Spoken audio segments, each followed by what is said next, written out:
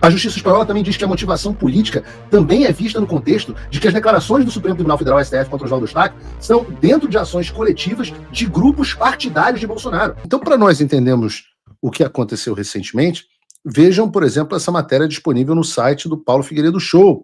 Justiça Espanhola nega pedido de extradição de Oswaldo Eustáquio e diz que pedido tem motivações políticas. Veja o que diz o texto da notícia. A Audiência Nacional da Espanha, a mais alta corte do país, uma espécie de STF do país, pelo que eu entendi, concluiu que o jornalista Oswaldo Eustáquio não deve ser extraditado ao Brasil e aponta que o pedido do governo brasileiro tem, abre aspas, evidente conexão e motivação política. A decisão a qual a CNN teve acesso, a notícia é da CNN, é de segunda-feira, e encerra o caso no país europeu, encerrou o caso, onde Eustáquio estava foragido agora no caso, da justiça brasileira desde 2023. Diz a decisão, abre aspas, a Corte concorda em negar a extradição para a República Federativa do Brasil do nacional desse país, Oswaldo Eustáquio Filho, para o seu julgamento pelos fatos que motivam a solicitação desse Estado, conforme registrado no histórico dos fatos, decidiu o tribunal. Em português, a decisão diz que o colegiado concordou em negar a extradição pelos feitos que motivaram a solicitação brasileira. Então, o Tribunal Espanhol está explicando na decisão que o artigo 4º do Tratado Bilateral, entre o Brasil e a Espanha, veda a extradição em caso de, abre aspas, crimes políticos ou conexos a este.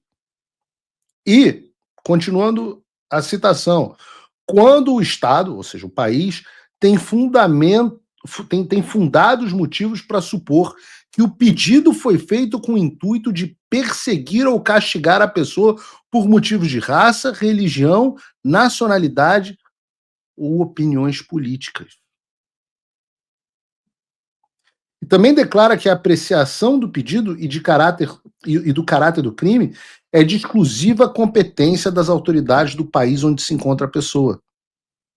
Na decisão de 11 páginas, em espanhol, a Justiça Espanhola também diz que a motivação política também é vista no contexto de que as declarações do Supremo Tribunal Federal, STF, contra Oswaldo Eustáquio são dentro de ações coletivas de grupos partidários de Bolsonaro. A CNN continua dizendo que procurou o Itamaraty para comentar a decisão da Espanha, mas o órgão repassou para o Ministério da Justiça, que ainda não se manifestou. E o STF também não se manifestou, pelo menos na reportagem. E aqui fica claro um fenômeno sobre o qual já falei aqui no Paulo Figueiredo Show, que é o fato do Alexandre ser hoje visto não mais como um juiz de uma Suprema Corte, mas como um militante político cujo objetivo é perseguir quem se opõe a ele. Foi assim no caso do Alan dos Santos, em que a Interpol retirou o nome dele da lista de difusão vermelha e reconheceu que o pedido do Alexandre para a inclusão do Alan na lista não tinha fundamento algum. Foi assim também no caso de todos os exilados, no caso do Alan, com o pedido de extradição negado pelo governo americano, não confundo, Interpol é uma coisa, governo americano, inclusive o governo Biden foi outra. Então foi assim também no caso de todos os exilados políticos aqui nos Estados Unidos. Nenhum deles foi extraditado, nem mesmo debaixo do governo Biden. Foi assim no caso da Argentina, com vários pedidos de quantos asilados políticos tem na Argentina. E assim agora no caso do Oswaldo Eustáquio, em que a Espanha, pela segunda vez, agora na corte mais alta, negou a vontade do Alexandre e apontou que o pedido da extradição não era jurídico, mas político, tendo, inclusive, em seguida, acionado a Interpol. A Espanha está acionando... Olha, vejam que loucura. Se as notícias estiverem corretas, a Espanha está acionando a Interpol para pedir que o nome do Oswaldo seja retirado da lista de registro da agência. Se você acompanha o meu conteúdo e quer que ele continue no ar, considere apoiar. Com pouco mais de $5 por mês, você já faz a diferença. É rápido. Entre em www.paulofigueiredoshow.com/apoie, use o cupom da descrição e estamos resolvidos. Valeu! O Brasil... Eu já expliquei aqui no programa mais ou menos como a Interpol funciona, né? A Interpol não é aquela polícia que aparece nos filmes com a gente. Outro dia eu vi um filme que até acho que o Dwayne Johnson, The Rock, era um cara da Interpol, mas não é nada disso. A Interpol é basicamente um banco de dados internacional que tem agentes cedidos pelas polícias federais de vários países. Então, o que é a Interpol? O Alexandre manda prender alguém, você recebe essa ordem, passa para quem for o responsável da Polícia Federal do Brasil, que vai lá e coloca no registro da agência. Um banco de dados. E aí, quando o cara cruza um aeroporto, o sistema de difusão vermelha é acionado e aparece que lá que tem uma ordem de prisão contra o cara. No caso, o Brasil mandou incluir o nome do Alan dos Santos. O Alan dos Santos, o advogado Alan dos Santos, doutor Renan Filho, que eu trouxe aqui no programa, fez um belo trabalho, retirou o nome do Alan dos Santos justamente por conta do não identificação de crime por parte do Alan dos Santos.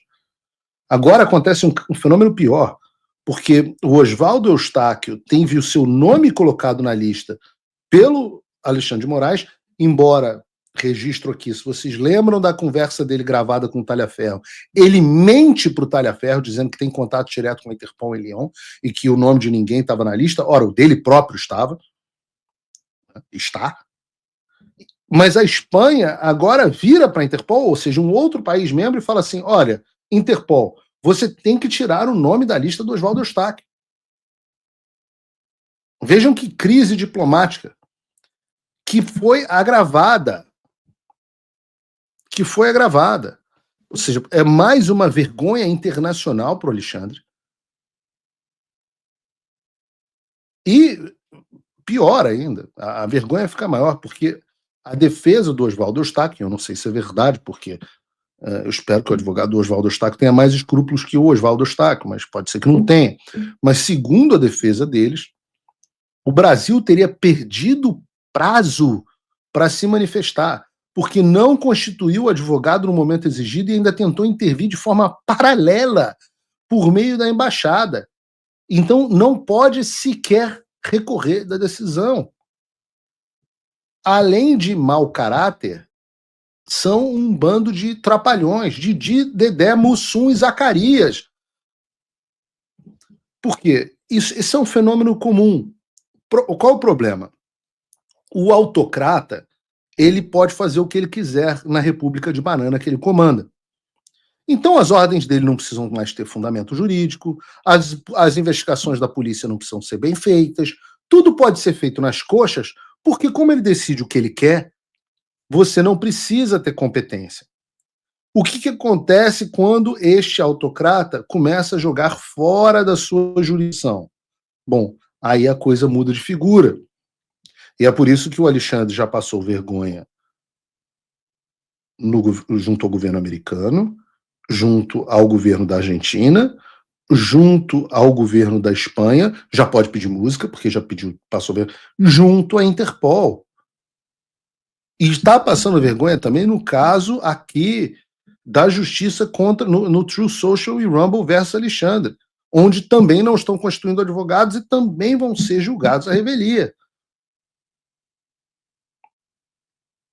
E isso macula a imagem de que o Alexandre era um grande defensor da democracia na Europa, o paladino da democracia brasileira, o grande juiz que não permitiu o golpe do Bolsonaro no Brasil.